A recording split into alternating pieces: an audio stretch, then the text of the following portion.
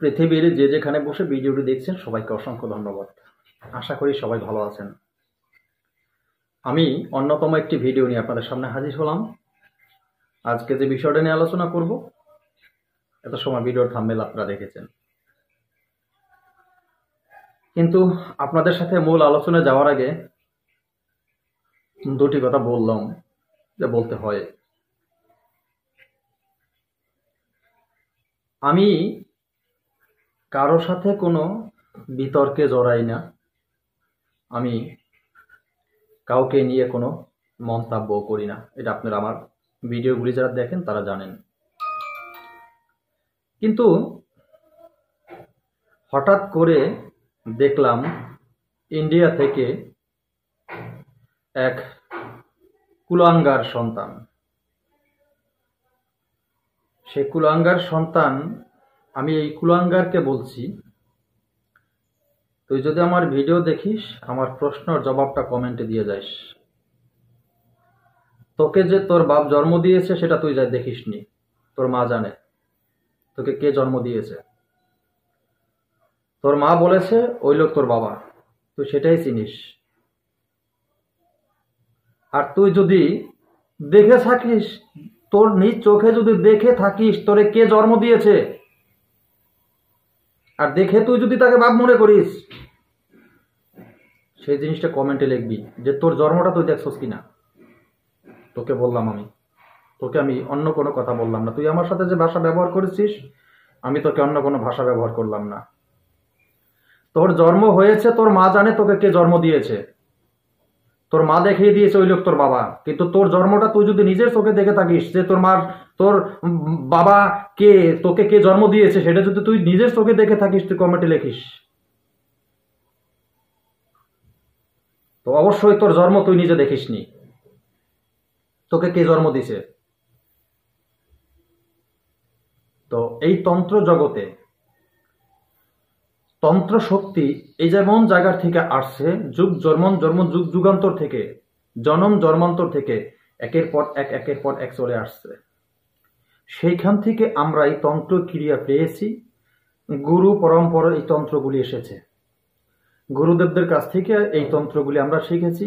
শিখে এখন আবার এই ইউটিউব লাইনে বা বিভিন্নভাবে আমরা সেটা প্রকাশ করে যাচ্ছি, যাতে কিছু শিক্ষা বিদ্যা নিয়ে আরো কিছু মানুষ জিনিসগুলো শিখে রাখতে পারে।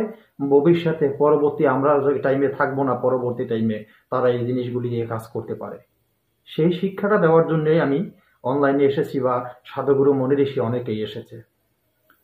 কিন্তু তোর মতো কুলাঙ্গার সেই জিনিসটা মানছে না। তোর মতো কুলাঙ্গার সেইটা মানছে না, কারণ তোর তো জন্মের ঠিক নেই। এটা আমি 100% কনফার্ম হইলাম তোর ব্যবহারে। তবে একটা কথা মনে রাখবি, তুই যে ভাষা ব্যবহার করেছিস, আমি কাউকে হুমকি দুমকি দিই না। তোর এই ভাষা ব্যবহারের জন্য তোর নিজেকেই একদিন আফসোস করতে হবে যে তোর কোন বাবাকে কি বলছিস হোয়াটসঅ্যাপে, সেটা বলে দিলাম আমি। আর তোর জন্ম যদি তুই দেখে থাকিস, তাই তুই সেটা কমেন্টে লিখে যাস ভিডিওর, যে তোর কোন বাবা তোর মার কাছে গিয়ে তোকে জন্ম দিয়েছিল, তুই দেখছিস। আমার কথাগুলি শুনে যদি কেউ কোনো কষ্ট পেয়ে থাকেন, মন্তব্য করে থাকেন, অবশ্যই ক্ষমা দৃষ্টিতে দেখবেন। আমি বাধ্য হয়ে বললাম। আপনারা জানেন যে আমি কারোর সাথে কোনোদিনও এভাবে কথা বলিনি। এই কুলাঙ্গার বিগত দিন আমার কাছে অনেক কিছু চেয়েছে, এই কুলাঙ্গারকে অনেক কিছু আমি দিয়েছি। আপনারা জানেন না, অনেক কষ্টের বিনিময়ে কথাগুলি বললাম। সেই কুলাঙ্গার লাস্ট পর্যায়ে আমার সাথে কিছু এমন ধরনের কথা ব্যবহার করেছে হোয়াটসঅ্যাপে ইন্ডিয়া থেকে। তো বাধ্য হয়ে আমি সেই কুলাঙ্গারে জারজ বলতে বাধ্য হলাম, কারণ জারজরা এভাবে ভাষা ব্যবহার করতে পারে মানুষের সাথে। কোনো মনুষ্যত্ব বোধ যার আছে, যার ভিতরে মানুষ বলতে একটা দাবি কিছু করে, যার বাবার পিতৃ পরিচয় আছে, সে কোনোদিনই ভাষা ব্যবহার করতে পারে না। এই কুলাঙ্গার যে ভাষা ব্যবহার করেছে। তো এতটুকু বললাম। তো বন্ধুরা, যারা আমার এই চ্যানেলটি দেখছেন, আপনারা জানেন আমি কারোর সাথে কোনোদিনও উচ্ছৃঙ্খল হিসাবে কথা কই না বা কোনোভাবে কারোর সাথে কোনো প্রত্যুত্তর করি না। অনেকেই অনেক কথা বলে, তো আমি তাদের লাথি মেরে আমার চ্যানেল থেকে বের করে দেই, আমি রাখি না। কিন্তু অনেক কষ্টের জন্য আমি এই কথা কটা বললাম। আবার বললাম, কেউ কোনো মনে কষ্ট নেবেন না। আজকের যে বিষয়টা নিয়ে আলোচনা করতে যাচ্ছি, সেটি হলো আপনি চোর চেনার জন্য চোরা মাল আপনি ফেরত পাবেন কিভাবে। মাল আপনার চোরে নিয়ে গেল, সেই মালটি আপনি সন্ধান করে বের করবেন কিভাবে। সেটা মোবাইল হইতে পারে, আপনার বাড়ির কোনো জিনিস হইতে পারে, যে কোনো জিনিস চোরে নিয়ে গেছে আপনার বাড়ি থেকে। আপনি চিনবেন কিভাবে কে চোর, আপনি কিভাবে সেই চোরা মালটা উদ্ধার করবেন, আজকে সে বিষয়ে আলোচনা করব। তো তার আগে আরো একটু কথা বলবো, আমার এই চ্যানেলে যারা নতুন তাদেরকে বলছি, আপনারা হয়তো আমার এই ভিডিও শুরুর কথাগুলো শুনে অনেকটা মনে কেউ কষ্ট পেতে পারেন, কিন্তু আপনাদের কাছে আমি বলবো, দেখুন আমি কারোর সাথে কোনোদিন এইভাবে ভাষা ব্যবহার করি না। আজকে বাধ্য হয়ে বললাম, কেন বললাম সেই বিষয়টা আপনারা হয়তো বুঝতে পেরেছেন। জ্ঞানীরা অবশ্যই বুঝতে পারবেন কেন আমি বললাম, বাধ্য হয়ে বলছি। তো আমার এই চ্যানেলটি একটি প্রশিক্ষণীয় চ্যানেল। এই চ্যানেলে তন্ত্রমন্ত্র, যন্ত্র, গাছগাছরায়, রোগ মুক্তি, বান বিদ্বেষণ, বশীকরণ, উচ্চারণ, মারণ থেকে শুরু করে ভালো মন্দ সব ধরনের ভিডিও আমি আপনাদের সামনে আপলোড করে থাকি। পাওয়ারফুল সাধনা, গুপ্তধন তোলার যে বিষয়গুলি, সব ধরনের বিষয় আমি আপনাদের সাথে আলোচনা করে থাকি। তাই যদি আপনি ইউটিউব চ্যানেল থেকে ভালো কিছু শিখতে চান, এখনই এই চ্যানেলটি সাবস্ক্রাইব করুন, পাশে থেকে বেল আইকনটি বাজিয়ে নোটিফিকেশন অন করে চ্যানেলটি লাইক দিয়ে দিন, যাতে আমি নতুন ভিডিওগুলো আপলোড করার সাথে সাথে সবার আগে আপনার কাছে পৌঁছে যায়। জানেন, আমি আপনাদের জন্য অনেকটা পরিশ্রম করি, অনেক কষ্ট করি। এই ইউটিউবে এই যে ভিডিওগুলি অনেক কষ্ট করে আপনাদের সামনে দেই। কেন দেই? পৃথিবীতে আমি এখন আছি, কিছুক্ষণ পর নাও থাকতে পারি। সেই ক্ষেত্রে এই ভিডিওগুলি আপনাদের কাছে রেখে যাচ্ছি, যে কারো যারা কমেন্টে লেখেন যে গুরুজি আপনার তন্ত্রমন্ত্র দিয়ে কাজ করে উপকার পেয়েছি এবং কাজ করতেছি, আমরা কবিরাজি করি, জানেন না আপনারা, তাদের কমেন্টগুলি দেখলে আমার মনটা ভরে যায়। আমি অনেক আনন্দিত হই, এতভাবে আনন্দিত হই আপনাদেরকে বোঝাতে পারবো না। এরকম অনেকেই ইদানিং কমেন্ট লিখছেন, আমার খুব ভালো লাগছে। আপনারা প্রত্যেকে যারা কাজ করে সফলতা পাচ্ছেন কমেন্টে লিখবেন। আমি আপনাদের কাছে গুরু দক্ষিণা হিসেবে কিন্তু কিছু চাইনি কখনো। চেয়েছি বলুন তো?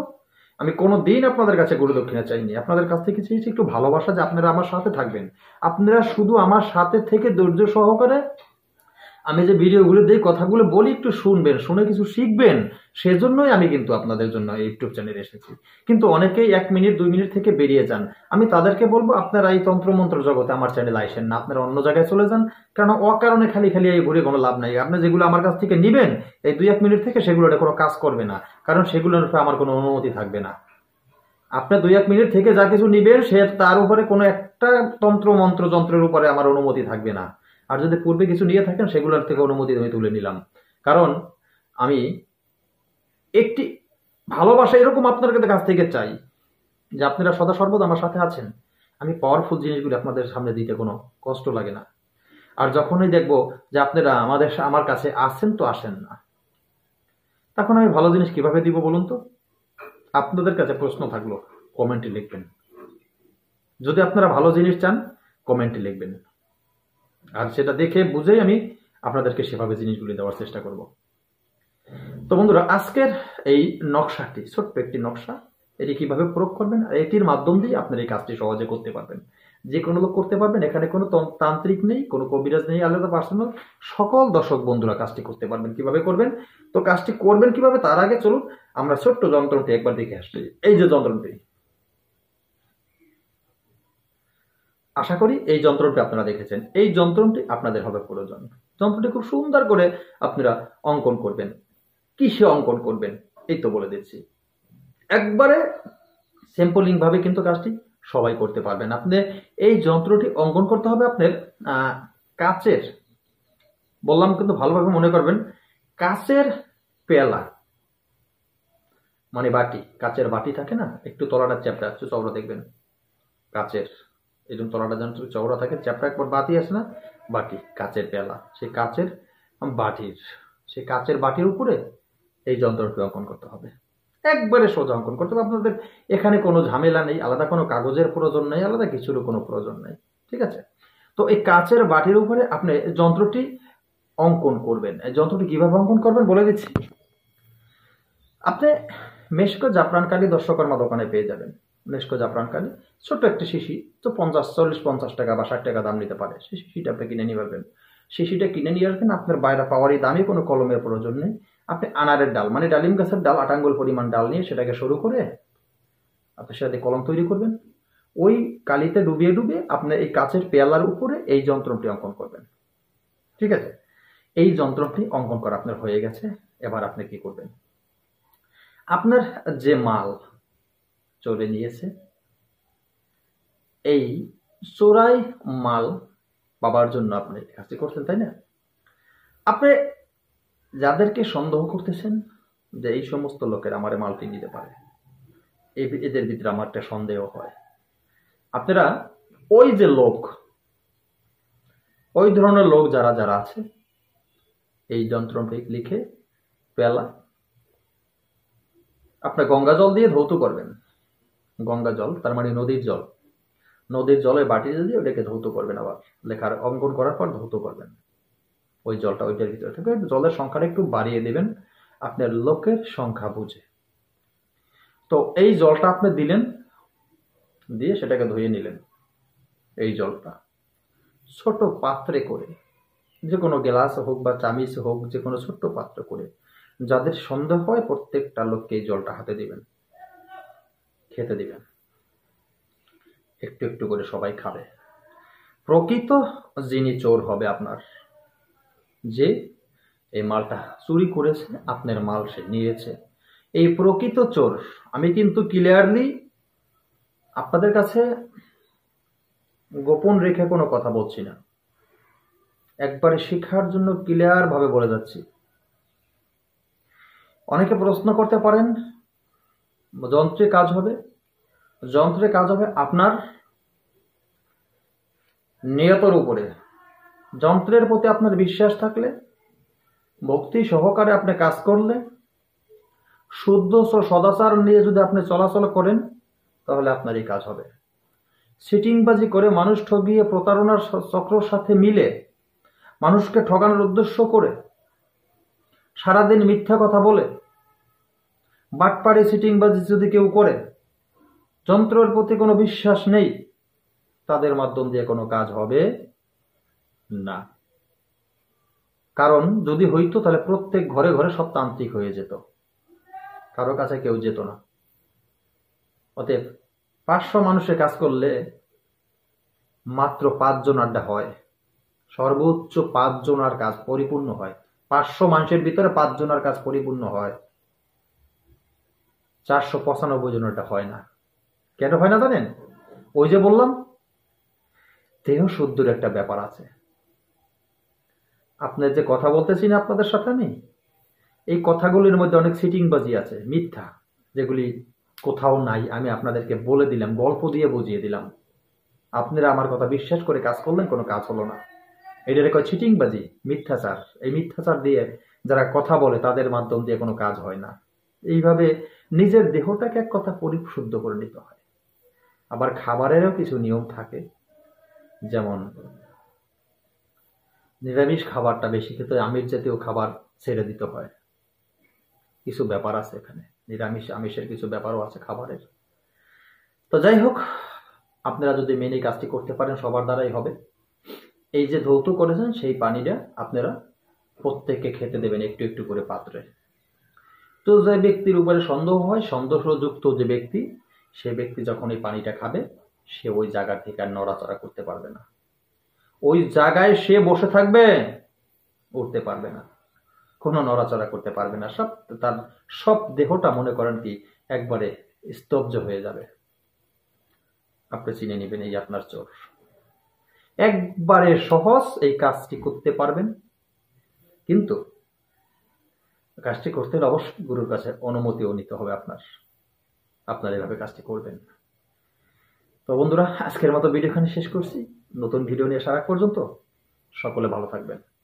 আর আপনাদের কি চাই সেই মূল্যবান মতামত কমেন্টে লিখবেন, আমি আপনাদের দেওয়ার চেষ্টা করব।